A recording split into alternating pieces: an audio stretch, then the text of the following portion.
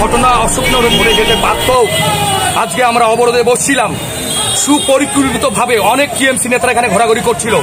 আজকে পেশেন্ট বলে যে গাড়িটা এসছে, আমাদের মায়েরা বসা, এখানে মহিলারা, আমাদের ছেলেরা বসা, কিভাবে গাড়িটা আমাদের গিয়ে ধাক্কা দিল আপনারা মিডিয়া ক্যাপচার করেছেন। এটা আমাদের মারার চক্রান্ত। সারা পশ্চিমবঙ্গ জুড়ে ভারতীয় জনতা পার্টিকে এমনভাবে ভয় পাচ্ছে, তারা মারবার চেষ্টা করছে, দিকে দিকে ছলে কৌশলে আমাদের মারবার চেষ্টা করছে, এখানেও চেষ্টা করছে। এবং মদত কে করছে? পুলিশ। পেশেন্ট ছিল কোথায়? পেশেন্ট থেকে আগে তারা হল দেবে না, তারা পেশেন্ট থেকে কেউ ছিল না। ওর মধ্যে গাড়িতে একজন শুয়েছিল, আমাদের 4 জনের লেগেছে। এখন আমরা হসপিটালে নিয়ে যাব তাদেরকে প্রাথমিক ট্রিটমেন্ট করানোর জন্য। কি হচ্ছে এগুলো পশ্চিমবঙ্গ জুড়ে? বাপি মিস্ত্রি, ভারতীয় জনতা পার্টি অশোকনগর মন্ডল 3 সভাপতি। যে একজন স্বৈরাচারী শাসক, তার জনগণ যখন বিপদে পড়েছেন, যখন তারা আত্মনাদ করছেন, শাসক সেই দিকে পুরোটাই উদাসীন ছিলেন। কি বলবেন? উনি ভায়োলিন বাজাচ্ছিলেন। আমি ইয়েতে আসছি।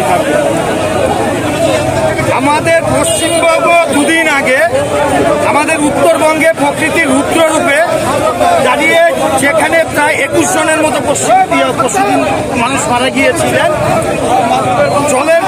নদীর জলেতে একের পর এক বিভিন্ন বন্যপ্রাণীদের দেহ ভেসে আসছিল, সেতু ভেঙে পড়েছিল, ব্রিজ ভেঙে পড়েছিল। সেখানে দাঁড়িয়ে ঠিক আমাদের যিনি ওই উত্তরবঙ্গের মানুষের দিক থেকে ওটার থেকে বেশি গুরুত্বপূর্ণ ছিল যে উনি এখানে ছিলেন এবং কার্নিভালে ওই দিকটাতে উদাসীন থেকে উনি কার্নিভালে নৃত্য করছিলেন। কি অদ্ভুত মিল না?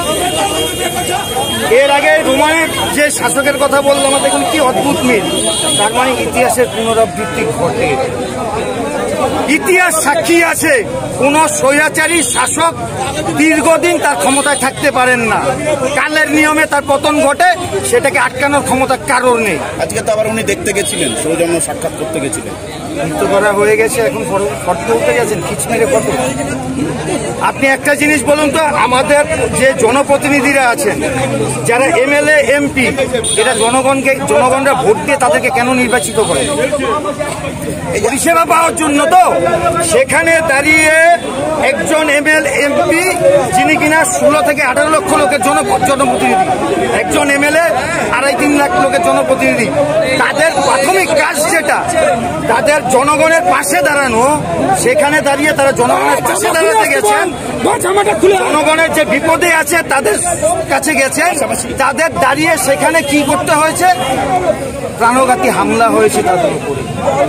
পাশাপাশি আজকে দেখা গেল আপনারা অবরোধে বসে আছেন, একটা গাড়ি প্রায় চাপা দিয়ে চলে যাওয়ার চেষ্টা, এটাও কোনো ষড়যন্ত্রের গন্ধ পাচ্ছেন না? এটা তো বললো যে পেশেন্ট আছে, যদি সত্যিকারের পেশেন্ট থেকে থাকে তাহলে এটা তো কোনো, গাড়ি চালাচ্ছেন তারও একটা ইয়ে থাকে।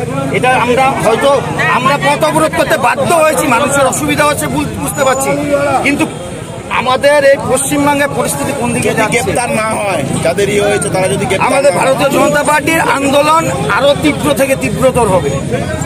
কারণ এভাবে ভারতীয় জনতা পার্টিকে আটকে রাখা যায়নি, আর যাবেও না।